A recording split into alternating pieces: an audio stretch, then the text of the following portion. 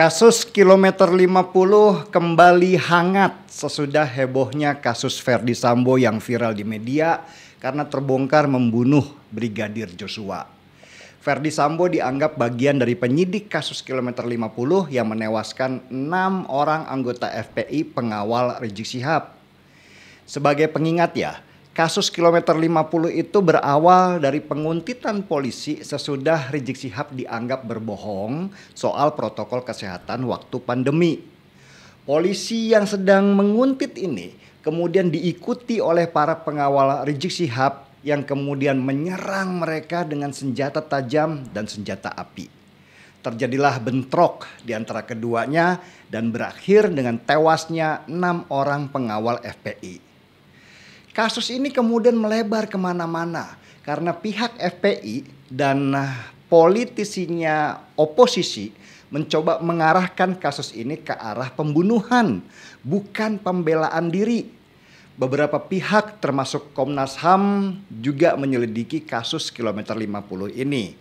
Dan narasi yang beredar masif di media akhirnya menuding bahwa tewasnya 6 orang anggota FPI itu adalah bagian dari pembunuhan luar biasa di luar hukum atau dikenal dengan nama unlawful killing.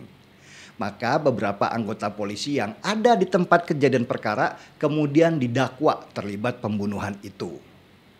Tetapi di dalam fakta persidangan didapat bahwa para petugas polisi yang dianggap bertanggung jawab terhadap matinya 6 orang pengawal Rizik Syihab itu sedang dalam kondisi mempertahankan diri. Mereka terpaksa membunuh para pengawal FPI itu karena nyawa mereka sendiri terancam. Istilahnya kill or be killed atau membunuh atau terbunuh. Dan fakta di persidangan inilah yang tidak diterima oleh simpatisan FPI dan mereka kemudian melakukan kasasi terhadap keputusan hakim itu. Kasasi para pembela FPI itu akhirnya gagal. Mahkamah Agung akhirnya membebaskan para polisi yang didakwa sudah membunuh itu.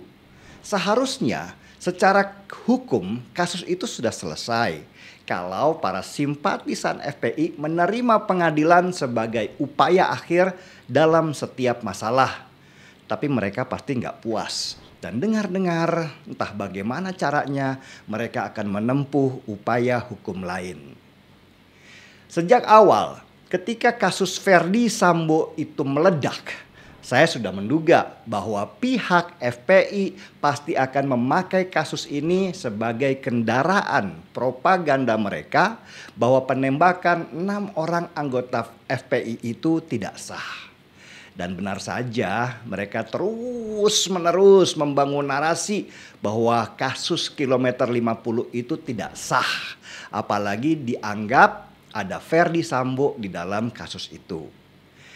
Kasus kilometer 50 sejak awal memang sudah dibelokkan ke arah politik daripada kasus kriminal biasa.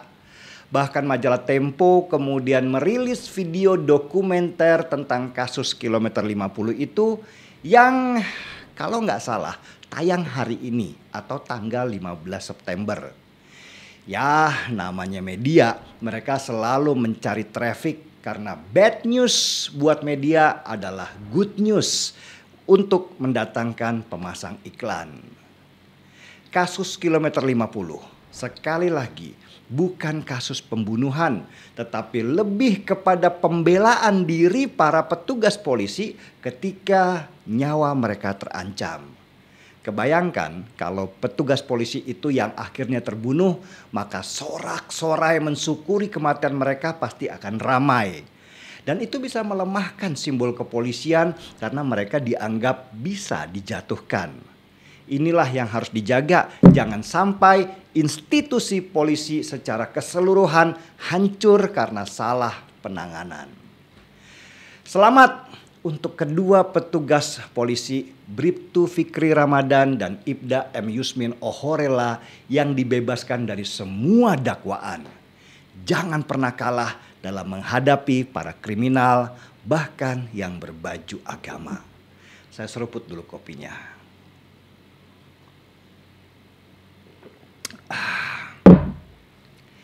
gaspol.